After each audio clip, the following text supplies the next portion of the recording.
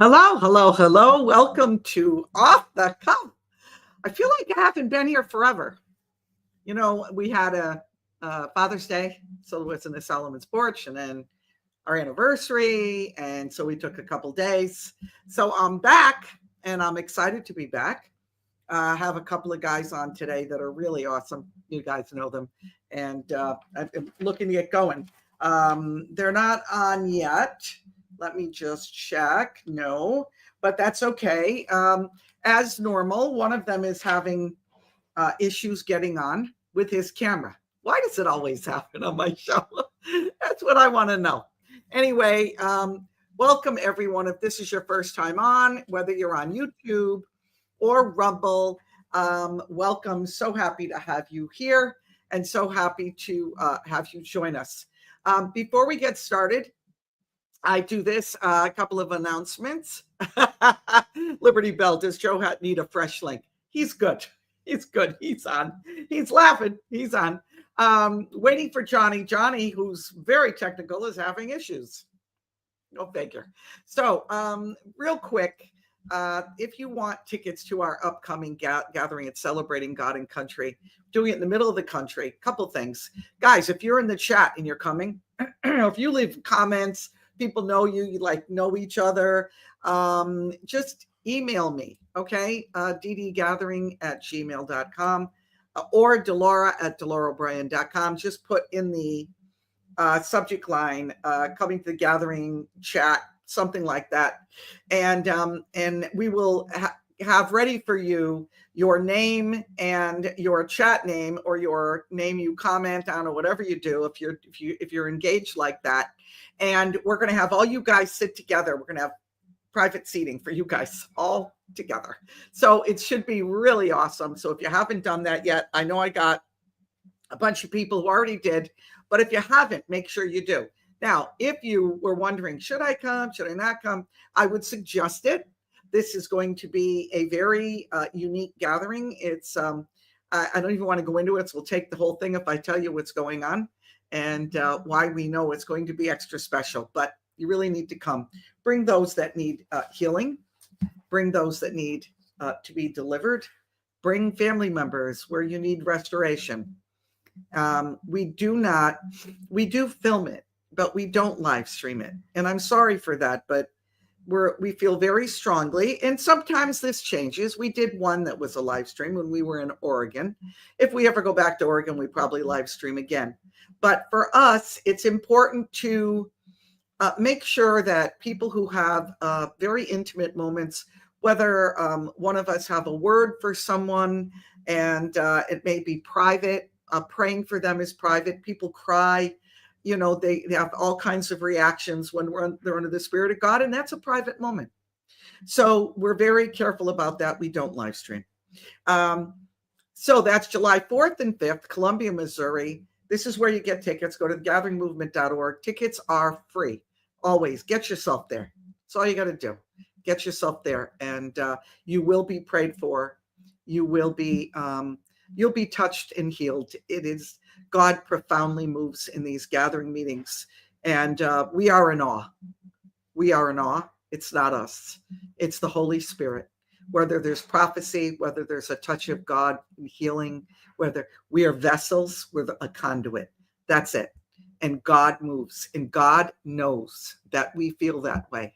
And so he really does use all of us, the team, everyone, greatly. And we're very blessed for it.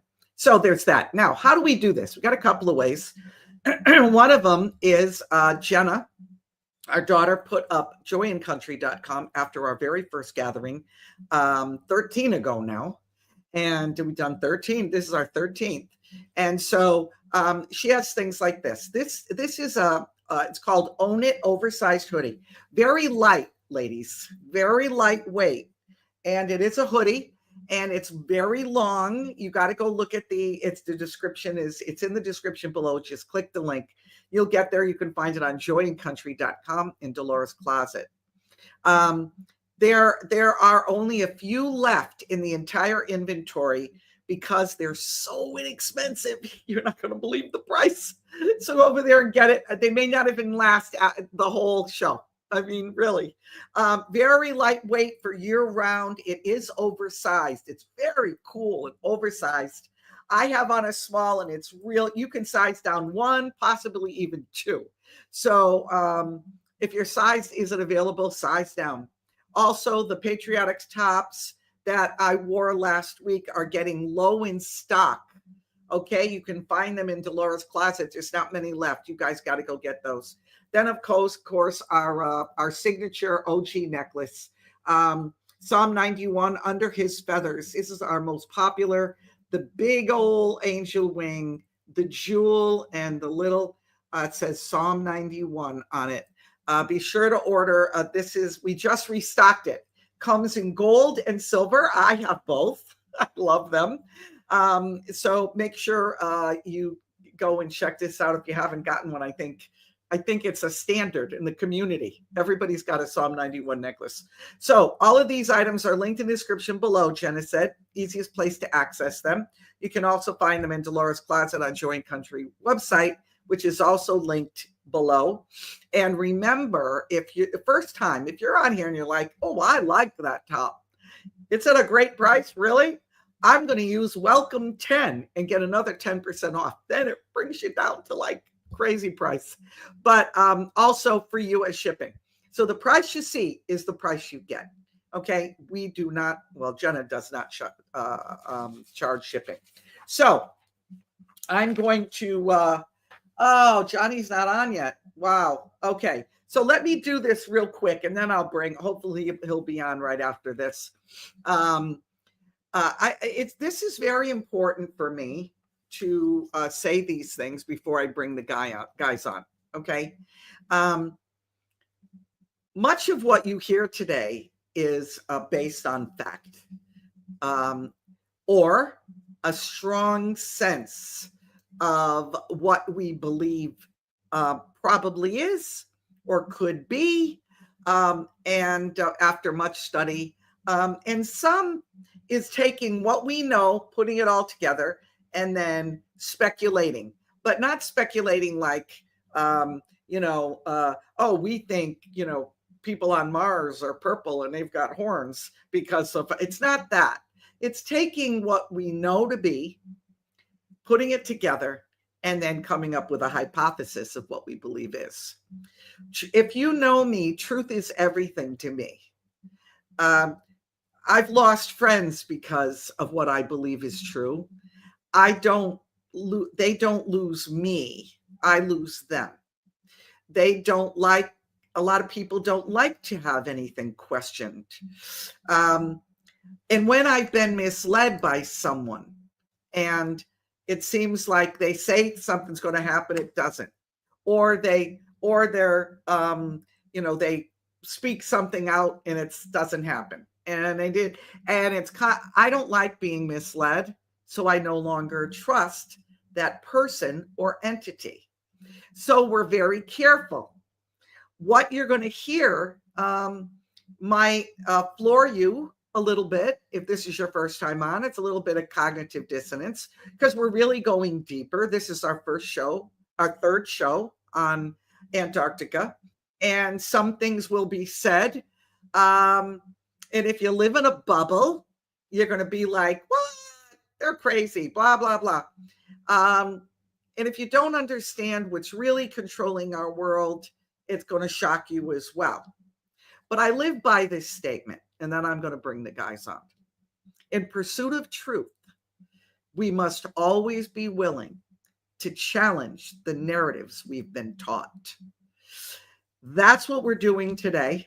And with that said, don't hate me and send me some horrible things and write terrible comments. And because what it does, it just shows who you are. That doesn't expose anything about me. Okay. I don't have a problem in the chat or in the comments with disagreement. I do have a problem with disrespect. You'll stay on for disagreeing. You'll boot it even if you agree with us, if you're disrespectful and gaslight the comments or gaslight the chat. Okay, good. Said all that, not too bad. 10 minutes. And let me bring the guys on. let's see if his thing's working. Of course, I'm gonna bring Johnny on first and just make sure he's got this together. Johnny Patriot, how you doing? You okay there, bro? It's been a crazy morning, I'll tell you. I lost my entire folder and my camera on my other computer, so now I had to get my portable hard drive and try to collect all my documents and bring them to this computer. Should we be surprised?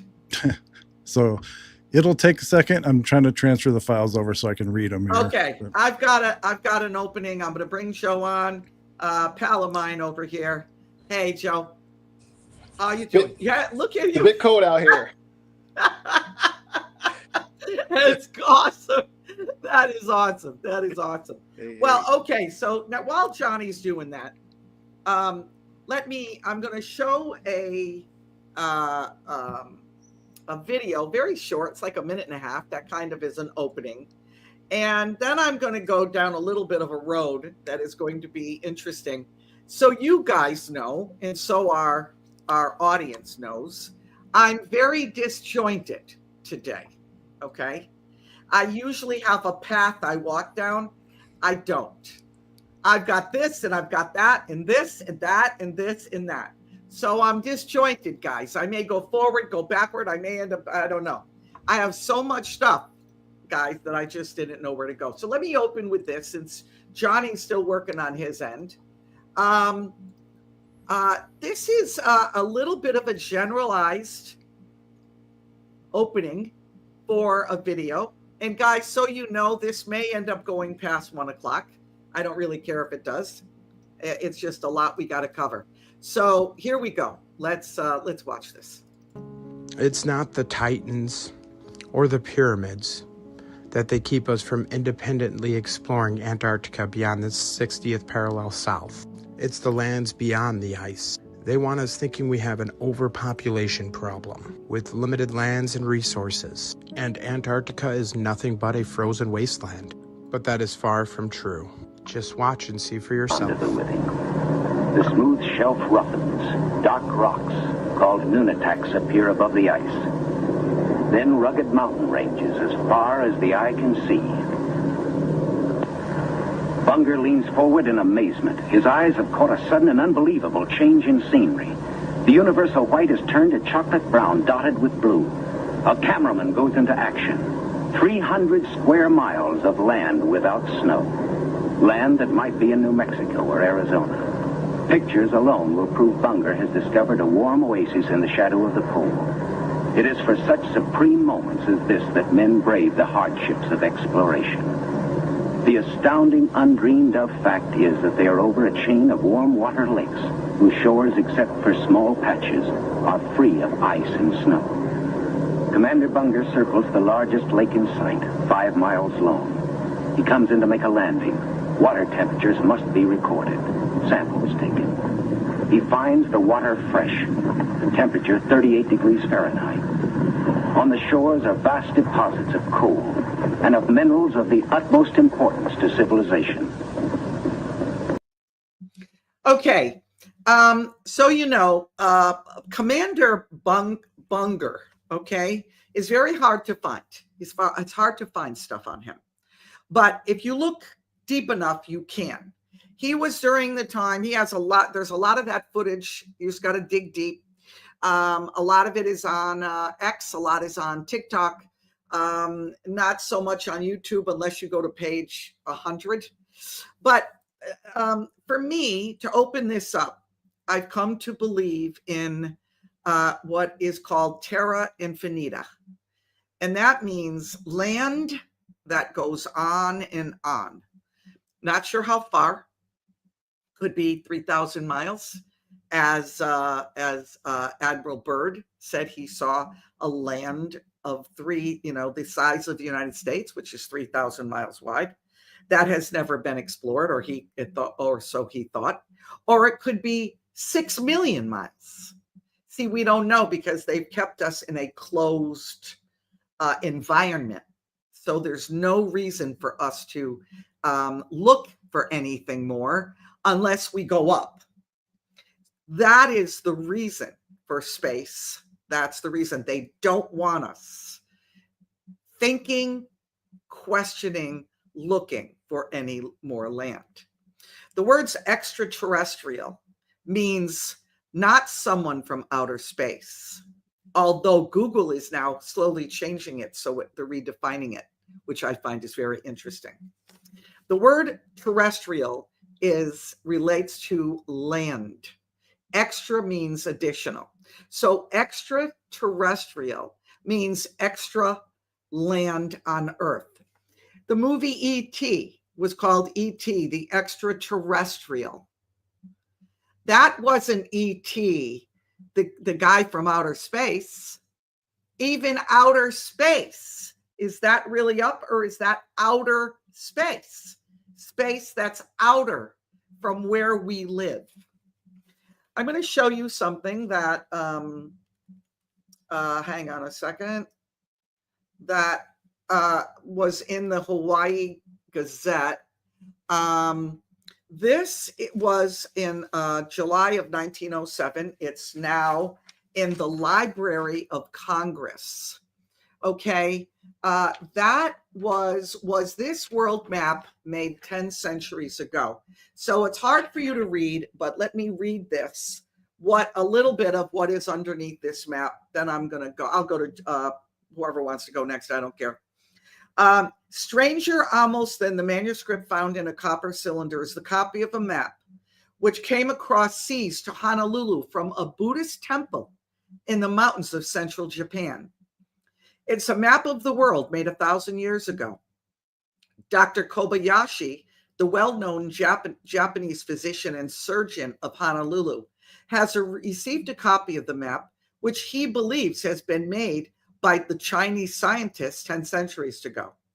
The map is drawn on the principle of the Mercator projection, showing the North Pole as the center of a circle, in which are the continents of North and South America, Europe, Africa, Asia, and Australia. The map was found by my brother in a Japanese temple of the mountains of Japan, says Dr. Kobayashi. It has been hidden from the Japanese government. According to a letter, the original map was brought to China by a Buddhist priest and concealed in this temple. 10 years ago, my brother was a consumptive. That means he had consumption. He was going to die. Although I was a physician, he did not wish to be treated with medicines. He decided to go into the mountains and attempt a cure by himself. For 10 years, he remained there and used his willpower to effect a cure. Today, he's a well man. During his stay there, he found this map. He evolved it from a theory of the flatness of the earth, despite all modern facts showing it to be a sphere. This theory has been his one aim in life. He is an artist, and in order to demonstrate his theory, he made beautiful drawings.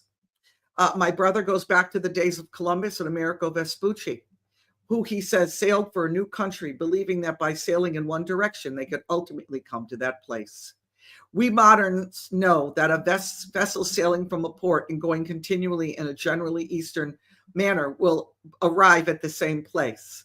The vessel, of course, goes around. Talking about going around the North Pole.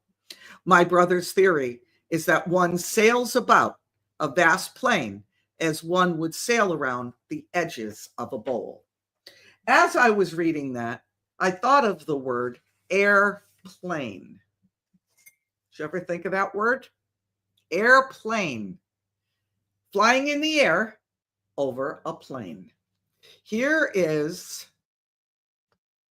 the map up close. In the center is our world we call Earth. Around the whole outside of that, the outside circle, is Antarctica. Outside of this are worlds that exist. If you get through the walls, many have. And, I guess what I'm wondering is how much knowledge, science, medical knowledge, we know medical knowledge, had been lost to time and lost to those who are corrupt, to hide it, to keep it for themselves. The truth might have been so covered up and we've been so brainwashed, and that people will actually go to war over it. And I'm going to cover that in my next segment. I'll remove this. Who wants to go next? Just unmute yourself.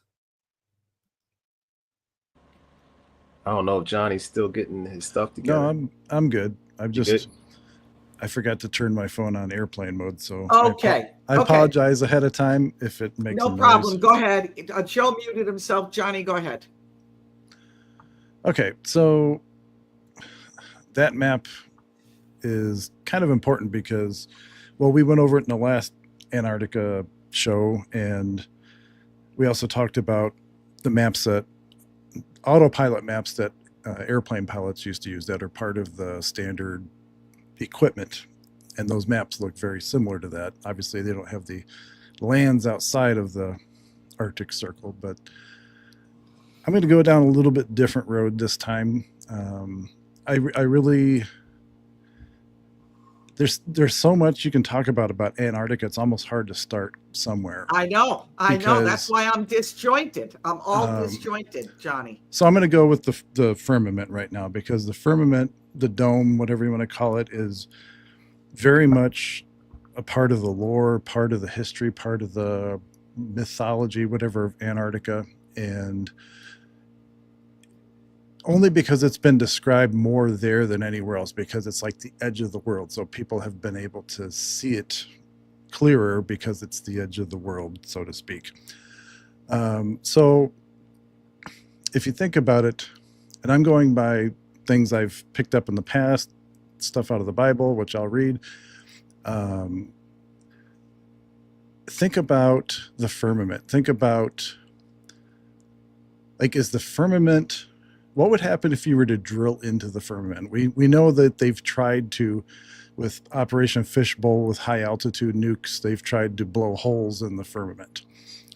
And to back up just a little bit, if you haven't or don't know about the blue sky ice, there's a phenomenon that many whistleblowers that have been to Antarctica, that have worked in Antarctica, talk about this blue sky ice. And it's not, I've seen people try to debunk it and say, well, the ice that's under thousands of feet or whatever is blue because it's so clear, blah, blah, blah. This is solid blue. It's not like clear. It doesn't look like ice. They just call it sky ice, but it's the color of the sky. And it's extremely cold. Like, if you can't touch it with your bare hands, it would freeze your hands solid. It's like liquid nitrogen as far as the way it reacts to your skin. But it's like hundreds of degrees below zero. It's so cold. You have to have special gloves to actually handle it. And it evaporates if you leave it in an environment, like an oxygenated environment, like in a lab or something like that. It just evaporates. It's not wet. Like, it doesn't melt like ice does. And they find this stuff, they actually, the way the wall, the Great Wall in Antarctica, not the ice wall that you see coming into Antarctica with the passages through to the outer lands, but about a couple hundred miles inland from McMurdo Station, scientists or people that have been stationed there call it the wall. I use that in quotes, and they've called it the biggest structure in the world. It is, they don't even know how far it extends, how deep it is. They had to build special tunneling equipment to be able to tunnel through it because of the conditions, the cold conditions that this sky ice presents. And the entire wall is made of this. They started in Greenland, building the tunneling or the boring equipment to test it there. Then they brought it to Antarctica. What they found was, no matter how far they bored into, I think they were supposedly bored in several miles and never found an end to it. Started out with rock floor, and then it became the blue sky ice as the farther in they went. And if they left the machine, or if they left the tunnel for any length of time, it started to heal itself. Like, it started to close in and turn back into blue sky ice. And they actually had to leave the tunneling machine in there because they couldn't get it out because it had healed itself. So now think of that with the firmament too, with all the damage or the attempts to damage the firmament, break through, whatever. So I'm taking a large leap here that it's made of the same material or something similar, that it's regenerative. It's not just a fixed kind of thing. Like, it's almost, never thought of that, Johnny. So where is it? Oh, so going back to the biblical part aspect of it, like if you go to Ezekiel 1:26-28 in the King James version anyway, and above the firmament that was over their heads was the likeness of a throne, as the appearance of a sapphire, and that's that blue sapphire stone. And upon the likeness of the throne was the likeness as the appearance of a man above it. And that's the reference to the blue part. And that's why I wanted to bring in the blue sky ice part of that. And then in Genesis 1:6-7, CJB version here, you can replace dome with firmament. God said, let there be a dome, firmament, in the middle of the water. Let it divide the water from the water. God made the dome and divided the water under the dome from the water above the dome. That is how it was, or however you want to, whatever version you're reading, it'll say something a little bit different. But so I just think it's interesting that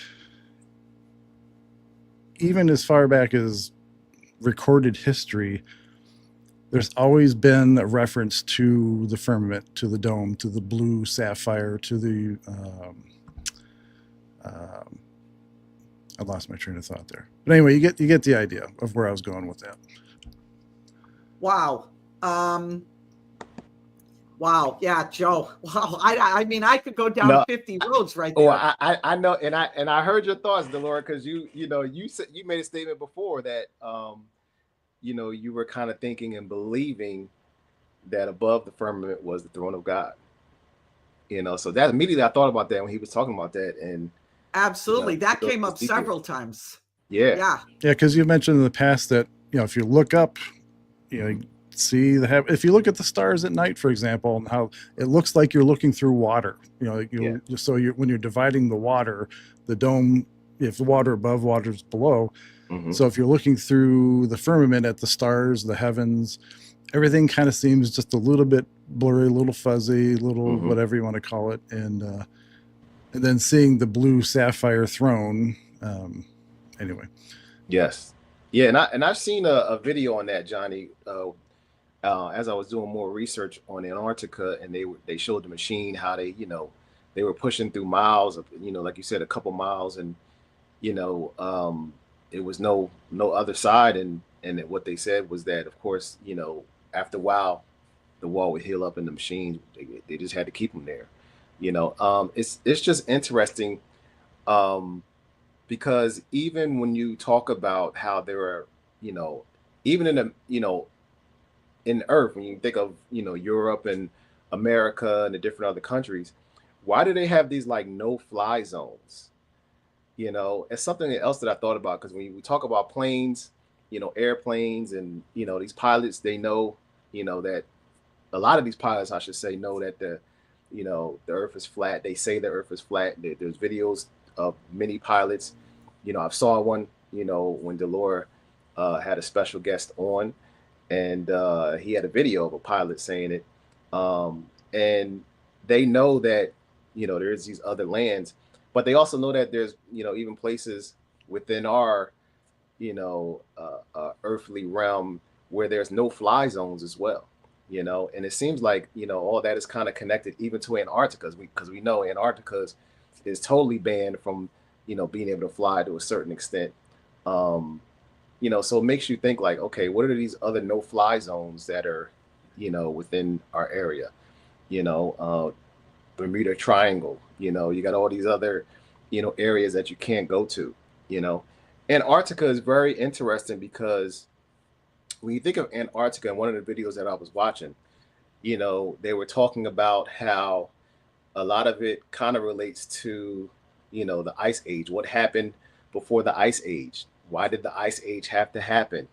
And does it tie to any biblical scripture where where different fallen angels were punished, and they had to go to certain places, and some say that there some fallen angels in parts of Russia, Siberia, different places like that where it's all frozen, and I hear that when you have frozen ice, when you have people who are frozen, things like that, it has to do with being cursed, And so when you go to Antarctica, I was watching the video, which I'll show my next go around, where it was being talked about by Buzz and Buzz Aldrin, and he was talking about when he went to Antarctica.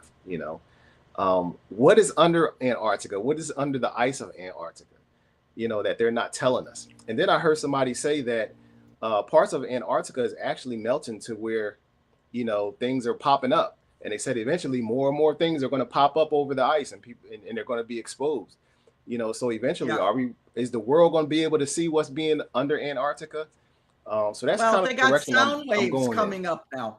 Did you see that yesterday? It came out in the news that sound waves are emanating from under the ice, probably a mile down. If you read about whole sound thing waves, about that.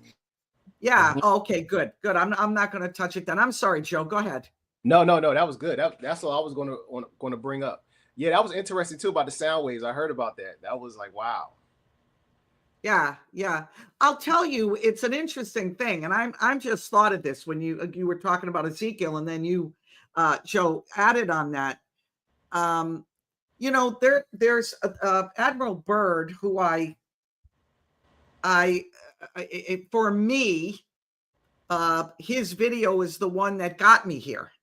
His video is the one that brought me to the whole thing, questioning the shape, questioning if there's other lands, questioning Antarctica. And what I read his whole a whole thing on him. I actually saw a video. I was looking for it this morning and couldn't find it. That came out about, God, I just had a computer.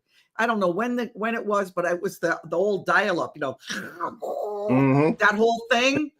And I remember it took me like a day to download this, but it was of Admiral Byrd when he said, and this was on video, that, and it's probably in one of my old computers, that he was pulled down by a tracker beam when he went over this land that I showed in that first video. And when he was pulled down by a tracker beam, there were two very tall men, all in white, very Aryan looking, white skin, white hair, white clothing. And there was like a gate there they were guarding. And inside there were the most beautiful garden. Well, he went on and on and on. And now I said to Dennis yesterday, could that have been the Garden of Eden? Was the Garden of Eden ever demolished? It doesn't say that. It's just very interesting. That's a whole thing I didn't even want to, that's just an extra. But let me just say this, and I'm going to go this, my next clip here. Iran claimed Antarctica for themselves. I don't know if you guys realize that. That was probably several months back. Iranian Navy Commander Rear Admiral Shahram Irani. This is what he said. We have our property rights there. And Antarctica belongs to the Iranian public. Our plan is to raise our flag there, he said, adding that the regime is preparing to begin military projects on the continent. Sorry, that was 1 year ago. The act would violate the Antarctic Treaty of 1959. We all know about that. That talks about peaceful use. Demilitarization and maintenance of the status quo were other considerations. Iran is not a member of the Antarctic Treaty, which there's like 56 or 57 countries now. 58, I'm sorry. Now, this claim by Iran challenges the Antarctic Treaty. The treaty prohibits military activity and territorial claims. Israel, along with other nations, have expressed concerns over Iran's actions. Israeli analysts and officials have highlighted Iran's aggressive behavior, including its support for militant groups and nuclear ambitions. While Israel has not directly challenged Iran's claim to Antarctica, Israel is not part of the Antarctic Treaty. Keep that in mind. The U.S. Department did respond to Iran's claims, emphasizing that Iran's funds held in Qatar cannot be used for activities in Antarctica, including the establishment of a military base. This response underscores the international community's effort to prevent any violation to the Antarctic Treaty. Now, let me show you something that is very interesting that I put together. I thought was quite interesting. On the left is the globe. That Iran on the globe is nearly 10,000 miles away from Antarctica. On the flat Earth map, I circled Iran. It's less than, I equated the whole thing, I figured it out. It's somewhere between 2,000 and 2,500 miles from Antarctica around the outside. The reason they're claiming that they have a right to it, just like Australia. If you see Australia on the other side, they have said the same thing in the past. Why? Because they know where Antarctica ice wall is, and they know that it's just a clean shot, maybe from, the East Coast to 3/4 across the country, maybe to Denver. Okay, that's how far it is. And so they claim that that land right across from them is part of who they are. That on the right is the Gleason map. Could it be that many countries of the world are coming against Iran, and this whole conflict is actually about Antarctica? Israel is not part of the treaty. Iran is not part of the treaty. Antarctica maybe is being contended for, and Iran did that specifically to say, I know what's going on, and that's why every nation in the world, including the United States, is looking to shut up Iran. Is it really about a nuclear bomb? Does a nuclear bomb really exist as we know it? A lot of stuff to think about. Johnny? It's just like siblings. I'm telling mom when she gets home. That's the whole. Anyway. Speaking of flying, I would touch on that again since you brought it up, Mr. Joe. If you look at the Antarctica timeline, as it were, so like in 1955, you had Operation Deep Freeze, which started when Byrd came back from high jump. And 58, and that's when 55 is when he's in that video that Delora talking about, is when he talked about the lands the size of the United States unexplored, blah, blah, blah. And then 58, Eisenhower brings over the German scientists from Paperclip, forms NASA. And think about NASA and this concept with flying. Think of it as upper space mind control. So not a space agency, upper space mind control. So basically, look up here, don't look down there. So now they have an agency that can direct your attention to the skies as opposed to Antarctica. So they're taking the collective vision away from the South Pole. And then, of course, the Antarctic Treaty in 1959, 12 nations initially signed, and then 42 were added, and then a couple more after that. But going to the radio signals, and in either the last video or the video before, I talked about the fact that NASA discovered these particles that weren't supposed to be there. They gave them the impression that, like, they had no explanation for them. So in their words, like using a child's language, these particles were traveling back in time. Like, they were not normal particles. And now with this recent discovery This was a project called Anita. I don't know the acronym. I thought I wrote it down, but I didn't. But Anita was the project in Antarctica that discovered these recent radio waves. So the interesting thing about the radio waves, so they're always looking for neutrinos. Neutrinos normally come from space, like in these cosmic particles that bombard the Earth. So they're always looking up.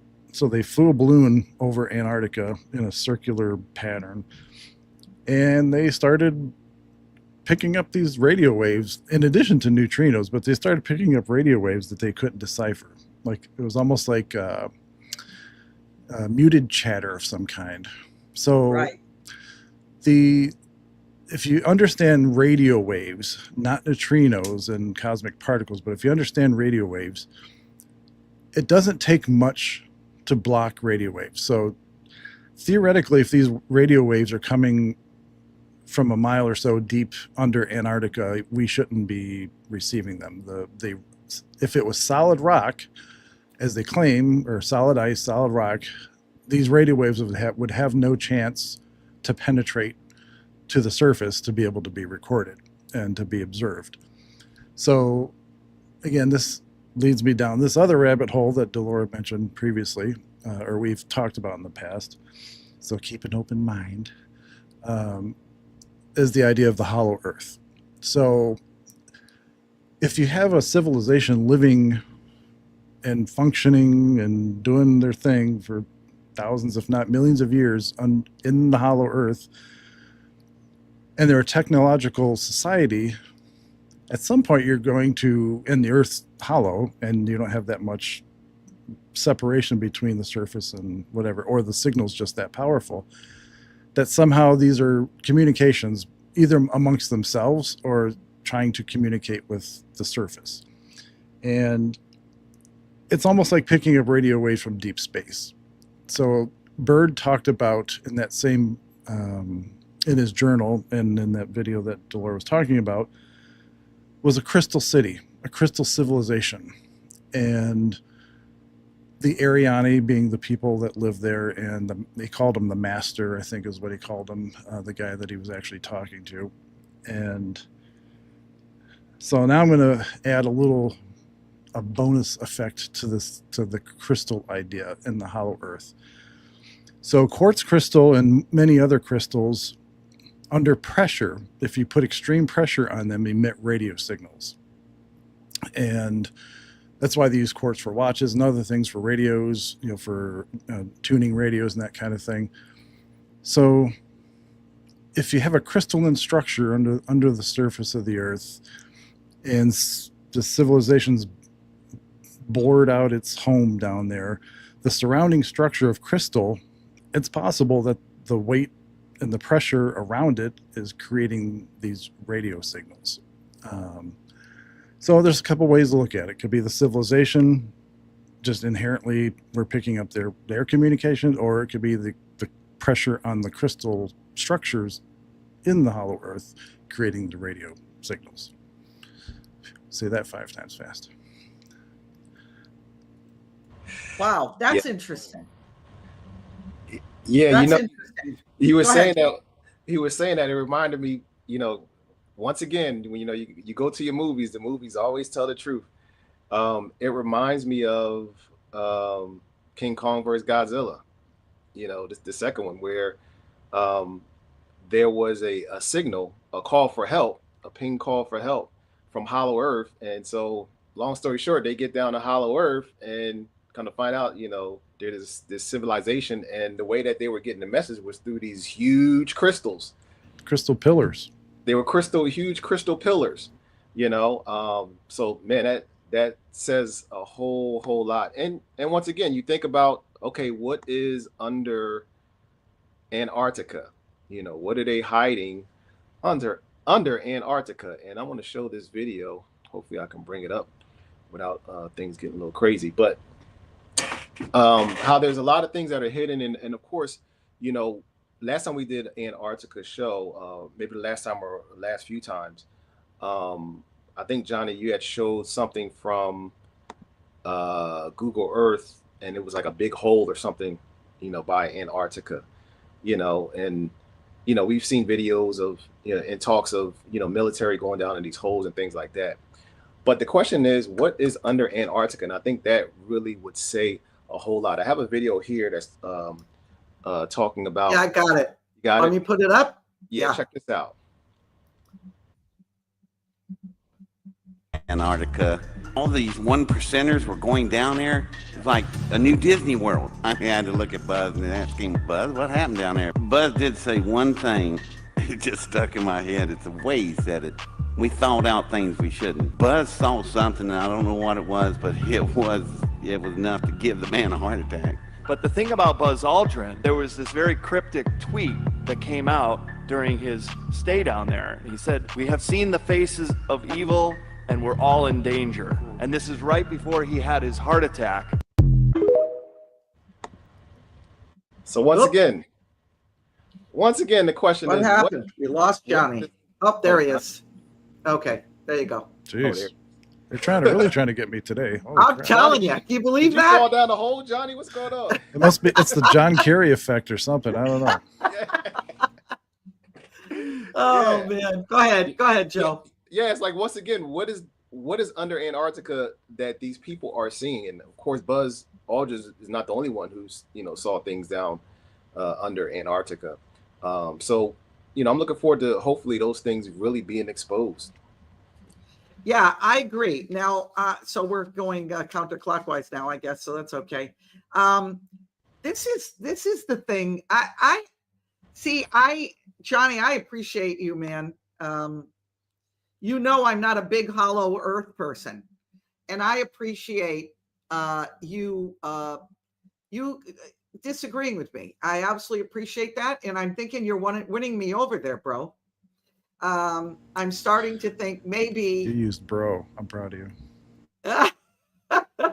I'm starting to think there maybe is, for me, and let me just go where I was going, and it includes that. It's just and this is just a generalized statement before I go to Joe, before I go to Johnny. What I find interesting is that those who are complicit, those who know, those who are something other than they seem to be. Now, there's two places, actually three.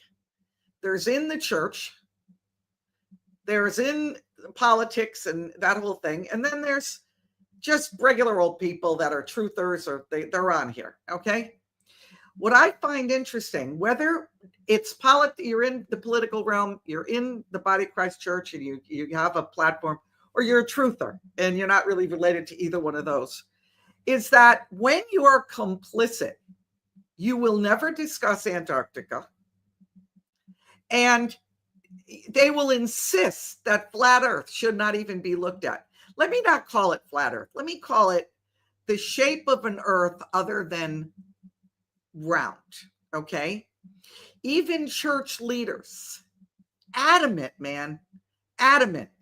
No, it's not. It's not. They won't even listen. I want to know why. Why will they discuss hollow earth, Johnny? They will discuss hollow earth. They will never discuss the lands past the ice walls. They'll discuss a galactic empire, but they will never discuss the possibility of empires existing beyond our own closed-in kind of system. If it's a bowl, if it's a square, if it's oval, if it's flat, why not question why won't they question NASA? NASA is like, don't touch NASA. Don't touch NASA. It's very interesting to me. Outer space, they'll talk about when they know scientifically that you can't get there. It is literally impossible if you study it scientifically.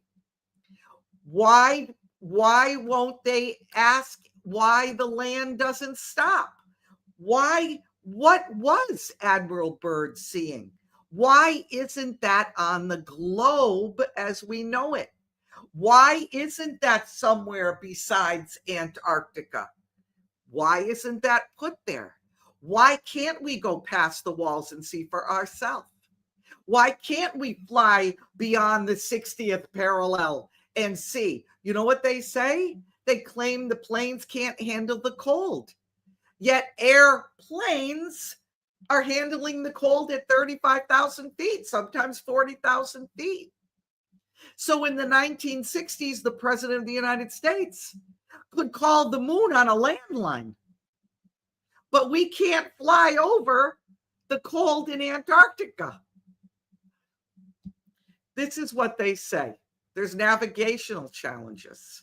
The Earth's magnetic field is disrupted in the polar regions, making navigations with magnetic compasses very unreliable. The weather. Antarctica experiences frequent whiteouts and extreme low temperatures, posing significant risks to flight safety. The continent lacks extensive infrastructure, like runways and fuel stations and emergency landing sites, making it difficult to operate regular flights. Yet in the 30s, 40s, and 50s, Bunger, Admiral Byrd, commanders all flew over Antarctica until the Antarctic Treaty was put into place. They say the combination of challenging navigation and harsh weather conditions increases the risk of accidents, making airlines hesitant to fly over it. See, this isn't about our safety. And you know what? It's not about pyramids. Don't let them bring you there. Don't let them bring you there. They really want you to go there. And maybe there are pyramids there, and maybe they are nefarious, but that's where they'll bring you. And Johnny, even though I'm with you, there could be hollow earth. They have no problem talking about what's inside the earth, because see, it can still be round. That's the thing. They won't talk about lands in outer space. Do you notice that those in the know don't ever discuss those lands? Do you know that I've seen people on shows talk about ant beings being down there, and everybody will jump on ants. There's huge ants that are there. There are aliens. They're in hollow earth. They're in Antarctica. They're in another world. And they actually think it's humorous. I just find it all very interesting to me. And in my next go round, I'm going to go down a road that's wild. But let's leave it there, and let's go to Johnny. Well, to your point, the whole reason, again, NASA was created is, again, look up, don't look over here. You can look down or up, but not over there. So they're okay with you looking deep into the earth because, Jules Verne and everybody else has talked about the hollow earth. So it's a concept that's been around for a long time. So they're okay with it. It's been out there. Let them go into the earth, but not the lands beyond. And as far as flying goes, when you're flying at 45,000 feet and you're flying over Antarctica, if you're flying over the Saharan desert, it's the same temperature regardless. Like if you're at 45,000 feet, it's like 30 some degrees or whatever it is.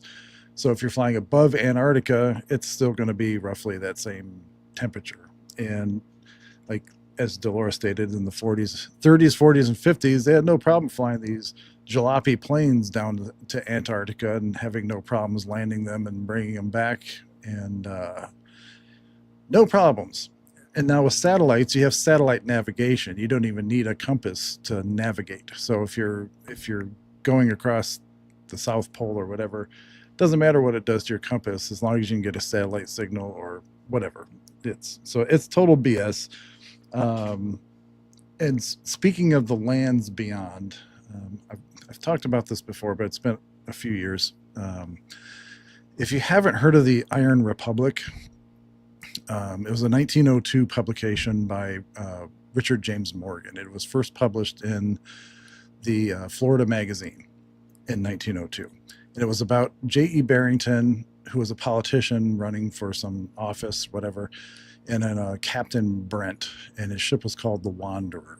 And this took place in and out of like the port of Tampa. This is kind of where it was set, and it was kind of done as this. It was made to seem real as a serial published every month in this particular magazine. So he basically, in a nutshell, talking about the lands beyond, because there's several books about this subject, and Delora talked about it in her show previously. Basically, like in the 1890s, it was basically he was having a hard time. He couldn't get elected, blah blah blah. And he was fed up with politics, so he hired some people, hired a boat captain, hired a crew, and they went on a journey to find some place where they didn't know him, and he could, whatever, like a utopian society, I guess, is the idea behind it. So they find a passage through the ice wall, and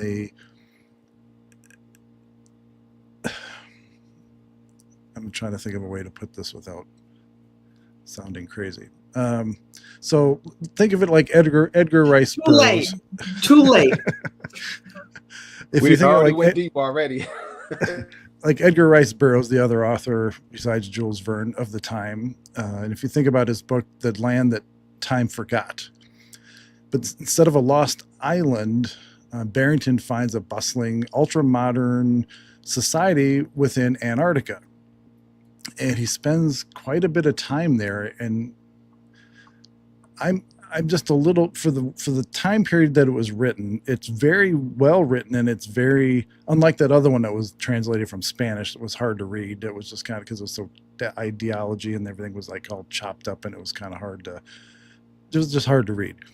But this particular publication, the way it's written, it's very well written, and it's very descriptive, like almost to the point, like either the guy had a real vivid dream and he wrote about it, or he was actually there. It was just because he talks about modern technology that would not have been around in the early or the late 1800s, early 1900s. That's it right there. That's He talks why about, I believe that book. Like these particular, like how quiet the cities were, like where this particular land where they first made landfall and were greeted. He talks about how quiet the city was compared to like New York or some other bustling city where you hear traffic noise or horse and buggy or whatever, or shop bells and whatever, and talks about these land vehicles, and the way that he described it sounded like modern cars, like Teslas, like, because they were quiet, Like electric EVs. Yeah. They had rubber wheels, but they were very quiet. They weren't, like a combustion engine or whatever. But just the way he talked about their society in general, their political structure, how they dealt with, because the way he described it, there was many people from America, and many ships from America that made it through the passage, and that they've done trade with, or that they've interacted with in the past, and like they weren't the first ones. So it's just an interesting story if you ever get a chance to read it. And I just think it's kind of pertinent to what we're trying to describe with the lands beyond, the extraterrestrial lands like Mars and all these, other places that they tell us are in space. It's just a good primer for that. Yeah. Very, very interesting. Yeah. It's a good one. There's Infinitum. What is it called? Terra Infinitum. There's a Marcus, I forget his name. Very hard reading though, because he translated that from Spanish into English, and it's like the whole book is like one run-on sentence. But anyway, Joe. Yeah, that is pretty interesting. And when you think about people from the past, you talk about Christopher Columbus, how he discovered America and maybe other places, so they say, and different others. I wonder if there's any other texts or anything of people who have gone maybe to Antarctica or tried to, before they had the treaty, the Arctic Treaty. Like, is there people who have, gone that far, or, and has, came back and talked about it? I don't see too many writings on that. So that, no. And I think they've been told to no. Yeah. They probably had to, be quiet or get executed. Or else. Or else. Something that's really interesting. I've been seeing a lot of talk about the North and the South poles. And I saw a video, and of course, that's all connected to the whole Antarctica and everything. But one particular video I saw, which was kind of long, I didn't even download it to show it. It was pretty long, but you can search it on TikTok or Rumble or whatever. They were showing how, and they were talking about how the North and South Pole is kind of like, I believe, Delora, you showed a map before where there was like the Earth kind of caved in and there was big holes where the North Pole is at and where the South Pole is at. Well, there was a gentleman who actually, I think he went on Google Earth or something, or he pulled up some pictures, that were from like, early on.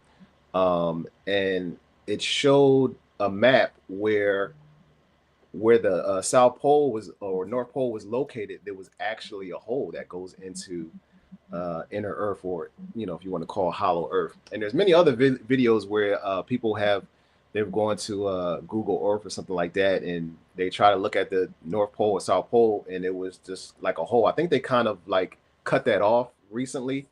I'm not sure, but this person actually had Google Earth footage of there being a hole where the North Pole is at,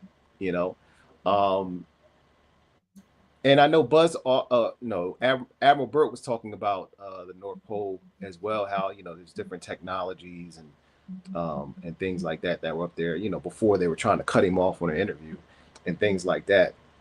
I'm interested to know what type of technologies, because, we know that, and I've seen it, and Johnny, I think you just talked about how, there were technologies back in ancient times that were, will surpass the technology that we have now, and I wonder how much of that technology is hidden, and that's going to be kind of used in the days to come. And, you look at people like, Tesla and all these others who have gotten all this technology,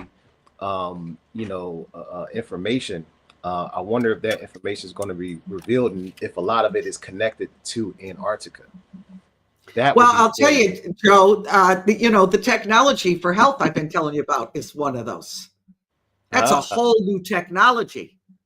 Hey, have you ever Go heard ahead. that the water there's a certain water, I guess, or a certain type of ice in Antarctica that if you melt it and drink it, it like heals you or something like that? Well, that's good. Okay, so this is what I'm talking about. The same thing I'm talking about. Yes. Let's talk about that. It's gonna mind blowing. I can't talk about it now. I can't Oh. talk about it now because it's a whole thing. It's a whole fundraiser for me. That's what I was talking to you about. That's what I was talking to you about. It's a whole health technology that is happening that has changed our life. I'm going backwards. So that's why I said, but I'm not going to go down that road. Now, somebody said, but I keep telling you, you got to watch that video. Somebody said, if the earth is flat, what's holding us down? What happens when you climb a mountain, jump off? How does that happen on a flat earth? There'd be no gravity. First of all, let me just say this, my friend. Gravity is a theory, okay? Isaac Newton's a theory of gravity, okay? It's like the theory of evolution. Can't prove it, but people say, oh, an apple fell, hit him in the head. Gravity. Now, let me tell you something a little bit about Sir Isaac Newton.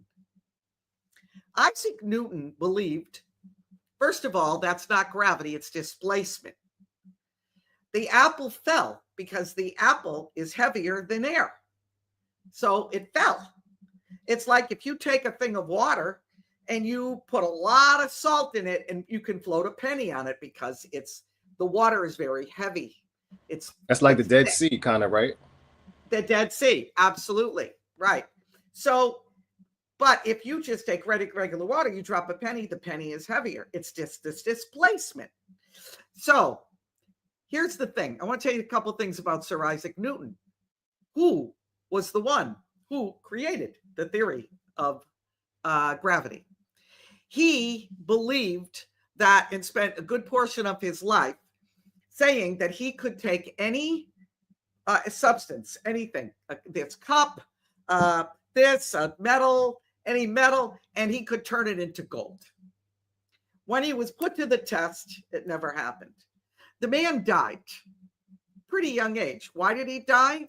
Because he said mercury can heal anything in your body and make you brilliant. And he drank mercury. And he would sit in his place, and he would burn mercury and smell it because he believed it. That's the man that gave us the theory of gravity.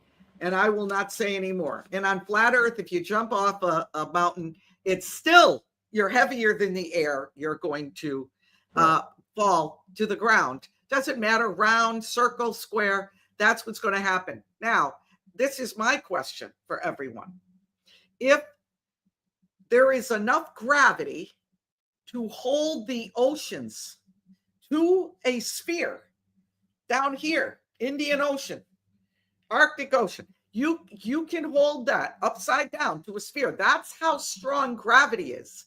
How can a flea fly away? And I'm not going to say another word. Let me get to my portion. There'll be the last round, guys. I want to show you something. These two videos are mind-blowing. Watch this. Okay, here we have a rainbow over the ocean. Now, what I want you to pay attention to is the reflection of the rainbow over the water. Notice how the colors are inverted, which means reversed, backwards. Notice how the colors go backwards from the original rainbow on its reflection in the water. So we know in our simple common sense that that's a reflection of the rainbow, so it automatically reverses the colors. Just like if you and I looked in the mirror, the left side of our face would be the right side of our face, right? Okay, now that you understand that, look at the double rainbow. Look at the rainbow on the outside of the original rainbow. Notice how the colors are reversed, just like they were when you seen the rainbow over water. That's because the firmament is the glass prism showing the reflection of the original rainbow. That's why the colors are backwards. Now, as you can see here, I've made a rainbow of colors on a piece of paper, but I'm showing you how the colors invert, how they reverse when I hold it in front of a mirror. Therefore, proving, just like you've seen over water, when those colors are reversed, that's the reflection of the rainbow in the firmament above. There is no disproving that. If it was a double rainbow, it would be exactly the same. There has to be something that rainbow is reflecting off of. Now watch this. These rainbows have anything to do with the firmament, and the firmament's elevation changes as you get further out. Just maybe their shape would change as you go further out. And I want to show you some of the images that came up when I was looking for them in various locations like Alaska. You see this pattern right here, extremely high arch. When you go a little bit further south in Canada, here's another typical double rainbow. But then we're going to go even further south, way further south, Australia. Here's what the rainbow started looking like. And then I typed in rainbows in Antarctica, and oh my goodness, check this out. A flat rainbow. I mean, this thing is so flat. Look at this. And this was taken by the BBC when they were filming, guess what? The Frozen Planet. So the irony here, they're filming a show with the name Planet in there, and the rainbow is as flat as I have ever seen. It almost looks like if you tried to walk under it, you'd hit your head on it. This is spectacular, and I mean, it just really seems to confirm our suspicions about the firmament above us being lower as you get to Antarctica. I'm seeing that there are countless observations. Can't make it up. Johnny, can't make it up. Can't make it up. Yeah, the bottom line is, folks, you gotta laugh about it sometimes. You gotta just know that you don't know anything. If you're okay with that, just just know that you don't know anything. And some people spend so much time thinking about what if, what are the consequences of what if. it's fun to speculate about a lot of this stuff, and it's good to have an open mind. Actually, it's important to have an open mind regardless of what you're doing in your life, period. You should always have an open mind, open to the truth, especially if you're presented with facts. And it's becoming glaringly obvious that the clamp has been put down on us for a long time. And it's because of the advent of technology, it's kind of a double-edged sword. I mean, now we've got the Great Awakening because of technology. We have access to information at our fingertips in a second. Like if you want to know, do some research, boom, get on your phone, your computer. But it's also an avenue of discernment that you need to take too, because now there's so much information that, you know, there's a lot of speculation and a lot of self-proclaimed experts that think that, you know, that have big followings and that think that what they say goes. And so you have a lot of sheep following down these rabbit holes without using any kind of discernment, and it just kind of creates a whole new problem. But anyway, there's a reason why things seem so crazy, and politically, every aspect of your life just seems crazy because there's so much coming to light now, so much revelation, so much there's actual truth coming out. You just have to know where it's at. You have to know, you know, how to disseminate information, you know, and does it pass the smell test? Does it pass this test? Does it, you know? So I kind of look at it like if I could find it in several places all around the old interwebs and different people are talking about it and these people have credibility, I have a tendency to lean towards, okay, well, I'm going to start looking at this a little more closely and then figure out whether I believe it or not. But again, even if I do believe it, I'm open to the idea that that can be changed again at a later date if more information comes to light. So with Antarctica, with outer space, with NASA, with a lot of the stuff is smoke and mirrors. A lot of controls have been put in place many hundreds of years ago to try and keep us docile cattle, not questioning the elites. I hate to use the term elites, but whoever that top tier, no loyalty to any country kind of person is, or whatever. And they're losing control. They're losing control of all the narratives. They're losing control of every, you know, little thing that they've tried to pull the wool over our eyes and make us believe in school and make us believe on television and in newspapers. All of that's unraveling, and that the head of the snake is very large, and it takes a lot of cuts, a lot of little cuts to cut that head off. And we're to the point now where all the truth, every time a truth about something comes out or something that questions the narrative, there's another cut to the head of the snake. And eventually that head's just going to come clean off. And we're going to have a period, I think we're rolling into it now. We're going to have a period of just pure revelation, and it's going to be like a fire hose. People are going to have to try and figure out a way to slow down the amount of truth coming out. And so take in the people that seem like they are having a hard time with it, and just help walk them through it. And if they still don't have to believe it, but give them a cushion to land on, give them somewhere to, don't turn away, don't give a cold shoulder just because it's a different view than you have. Just talk it out, be friends. Amen. Thank you. I want to throw a parade over what you just said. I know Joe and I had a situation quite a while back. Joe, you remember, when people do not, they can't even think, well, maybe, it's like you, Johnny. I didn't really believe Hollow Earth. But you really today got me to really consider it. And I don't expect people to come on my show to believe everything I believe. The Bible says if they're not against you, they're for you. That's what Jesus said. So I don't have a problem if someone believes the earth is round and I'm questioning the earth is round. Listen, we're still walking in the same direction, man. We're still seeking truth. We join arms and we love each other and we bring unity. And Johnny, I couldn't have said it better. Thank you for that. Joe, Yeah, you get the final yeah. word here.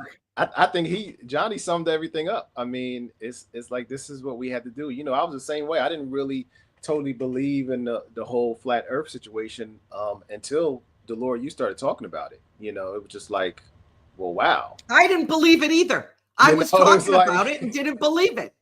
But it's like the information you put out is just like it made you consider, and then you start seeing stuff, and it's like, whoa, maybe that might be kind of true. And then the Bible backs it up, and it's like, okay, I can believe that. I can believe that. Yeah, you know what, Joe? And again, and I'm going to come back to you, but and Johnny, and I know you understand this. I don't tell people that I believe in a flat Earth, because the minute you say flat Earth, you get put into a column put in that category, yeah, of crazy, going back to ancient times. Next thing we know, you're going to be drinking mercury. Right. There you go. Right. I believe in the biblical concept of Earth. And that's what I believe. Joe? Yeah, pretty much. I mean, and that sums it up. And that's what we go by. I mean, if you're a believer in Christ, then you got to be open to what Christ shows you and what he reveals to you, So I love that's the best part of what Johnny said is you got to be open. You got to be open to consider. It's like what Paul told Timothy, consider what I say, and the Lord God will give you understanding in all things. So it's Amen. Like you consider what everybody says, but allow the Lord to give you understanding, And that's all I have to say. Absolutely. If anything, and I know you guys know this, I don't always like to do these. Not that I'm afraid to say what I believe. God knows that's not true. But I don't want people to ever think that a topic or an opinion should separate you. It's wrong to think that. And so I hedge sometimes, because in my own life I've seen topics separate me from friends, from people, family, and it shouldn't be that way. If I, even with, presidents, if you like that president, I don't, I like this president, I have my reasons. We should never, the division is the goal for those that are trying to take over this earth. Division is the goal. That's why it's important. Let me just real quick go over this, guys. Gathering movement. Go here. You want tickets? They're free. July 4th and 5th, Columbia, Missouri. Listen, you got an RV, you got a tent. Get there and set it up. They got 167 acres of land. It's just going to be awesome. I'm really looking forward to it, man. I need just to get out in the country, look out and see nothing but a lake. We're having our own fireworks July 4th.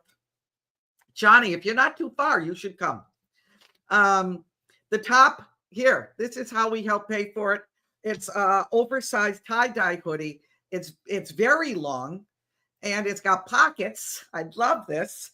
And it's very lightweight. It's perfect for year-round wear. Very inexpensive. I don't even know if there's any left, guys. I really don't. It's got a lot of room. You can size down. I could have even worn an extra small. And so you can size down at least one, possibly two. There are other patriotic tops I showed last week. I showed Friday. They're getting low in stock. You can find those on joyandcountry.com, Delora's Closet. So be sure to order your July 4th merchandise quick. Then this is our OG. People ask me, it's real colloquial. It stands for original gangster. And so it's our OG. It's got the angel wing and it's got the jewel and it's got Psalm 91. It comes in silver and gold. It's our original, our first necklace we ever got Jenna just got a new shipment. It's been out of stock. You can find this below the description below. If this is your first time buying, welcome 10 is the code, and you can get 10% off. Always, always, always free US shipping. So you never, ever, ever have to pay for that. So go help us out, get some stuff. Guys, thank you. This was a great, great show. I'm starting to think that there might be another topic that the three of us can really pull apart a bit that people don't go near. Text me if you guys gotta, so I can get you on for next month and we can try something else. I know everybody loves Antarctica, but I think we've kind of probably done everything we can on it. We could always talk about the lands beyond, but it's speculation based on certain things. So you never know. But anyway, thank you, Joe. God bless you. Johnny, thank you, my friend. I'll see you both Friday night, actually. And, and we'll add Dennis to the mix. What? I said, I'll see you tonight. Oh, I'll see you tonight. Right. Yes. Exactly right. Okay. Guys, God bless you. Thank you. Let's put together our next one. Thank you all for watching. Remember, unity is the key, not division. Doesn't matter what we believe as long as we have respect and love, mutual love for one another. Remember, everyone, go in the power of God. Love you. Ciao. See you Friday.